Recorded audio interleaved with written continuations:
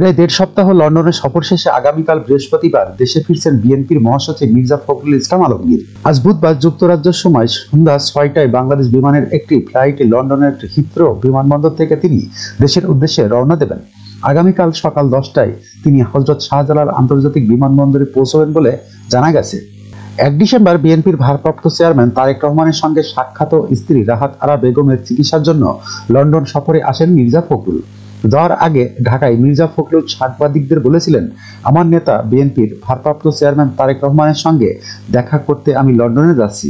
আপনারা জানেন আমার স্ত্রী অসুস্থ, চিকিৎসকদের পরামর্শে তাকে লন্ডনে ডাক্তার দেখাবো। এই সফরে দলের ভারপ্রাপ্ত চেয়ারম্যান তারেক রহমানের সঙ্গে মির্জা ফখরুল ইসলামের কয়েক দফা একান্ত বৈঠক করেন বলে সাংবাদিকদের জানিয়েছেন যুক্তরাষ্ট্র বিএনপির সভাপতি এম.এ. মালেক। তবে বৈঠকের আলোচনা সম্পর্কে কিছুই জানতে পারা যায়নি। লন্ডন সফরকালে মির্জা ফখরুল যুক্তরাজ্য বিএনপি আয়োজিত একটি সমাবেশে প্রধান অতিথির বক্তব্য রাখেন। এছাড়া যুক্তরাজ্য বিএনপি নেতা কর্মীদের সঙ্গে মত বিনিময় ও যুক্তরাজ্যের বাংলা গণমাধ্যমের কর্মরত সাংবাদিকদের সঙ্গে তিনি মত বিনিময় করেন। বিএনপির একাধিক জ্যেষ্ঠ নেতা জানান, মহাসচিব দেশে ফেরার পর খালেদা জিয়া চিকিৎসার জন্য লন্ডনে যাবেন। সেভাবেই সব প্রস্তুতি নেওয়া হচ্ছে। ইতিমধ্যে দলের চেয়ারপারসনের যুক্তরাজ্য, যুক্তরাষ্ট্র ও সৌদি আরবের ভিসা প্রক্রিয়া শেষ হয়েছে। যখনকার খবর তখনই দেখতে চোখ রাখুন সুন 24 টিভিতে।